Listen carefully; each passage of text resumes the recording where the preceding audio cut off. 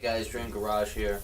Today I'm going to be showing you a real quick video. It goes pretty much in depth. It tells you exactly what you're going to want to do in removing an S13 dash. It's really easy. The hardest part for me was moving the vents for the AC and the heat from the dash. So those are not the vents, I'm sorry, there's little hoses. But I'll get into that, I'll show you in the video. But also I got this in the meantime. I just want to open on camera, little unboxing sort of. New steering wheel that I've been waiting for. I sold mine to a buddy on Facebook.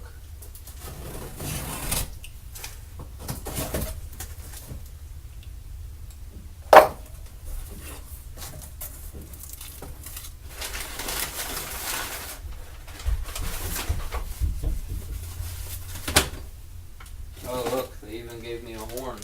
I wasn't expecting that at all. Moment of truth. Ooh, that's pretty nice. That's pretty nice. See that sparkle? It's actually not the red I was hoping for, and it actually seems a little small. But I like it actually. Yeah, so this is nice. Wow, I got a sticker. Air freshener, the hardware for the horn, got the horn of course, that's cool. I wasn't expecting a horn or a sticker or anything, so that's cool. And this is my quick release NRG, so I'm sure this is just going to mount right on. I'm sure it's a universal fit with it, so let's get right into the video, guys. I didn't want to take up too much of your time here, so thanks for watching, and if you do like the video, don't forget to, give me a thumbs up maybe, or subscribe if you considered it. Thanks guys. Alright guys, so you're going to want to start by going to the passenger side and removing this bolt right here, as well as on the left. So up here, these are just 2 screws on top of the glove box. Okay, so guys, so now we're going to the driver's side, and right under the hood latch there's 2 screws right here you can see. So the next one is the bottom right of the kick panel.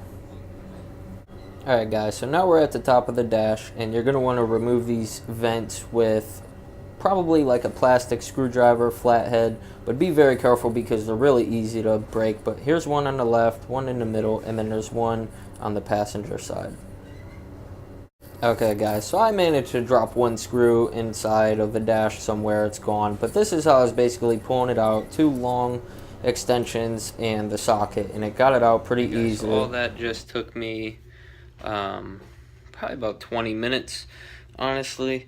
I'm about to go watch a movie and stuff, so this is end of day 1, but don't go anywhere because it's just gonna cut right back on now.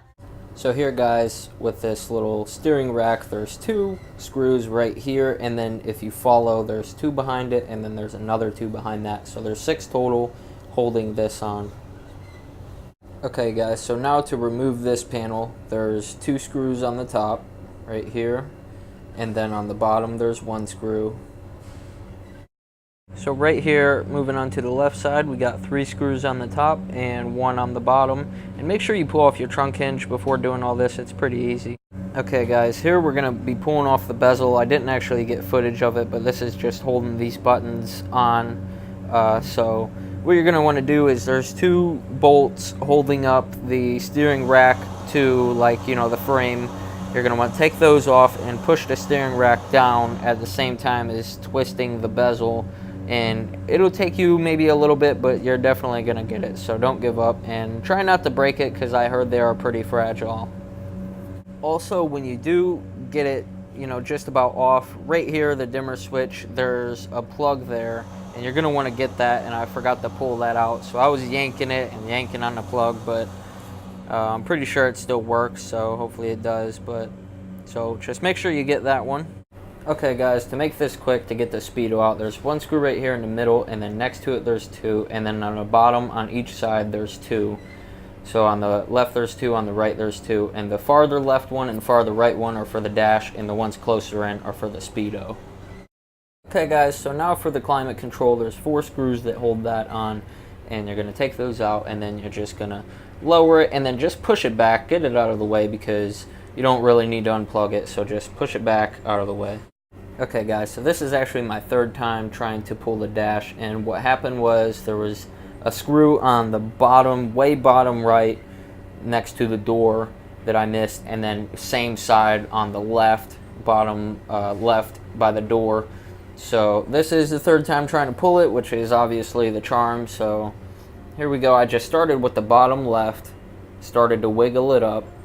You don't need to put a whole bunch of pressure. Then with the middle, and then you go a little bit to the right, and then as you get it loose, you're going to want to start with the top part of it and just get the whole thing loose, and then that's when you want to just go over to either your passenger side or your driver's side, and I went over to the passenger side and just picked it up and basically took it out. So here we are showing some footage.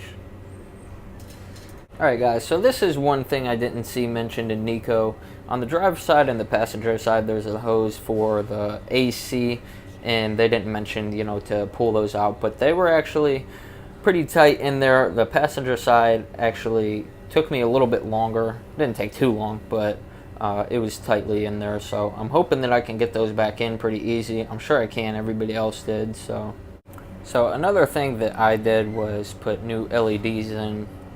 I put some red ones in because they're going to match my car, and actually one of them, the middle one right here, you can see on the top, it's not fully lit up, so I might get a different one that's fully circled and everything, but for now I like it. Fuck, damn, that light's bright.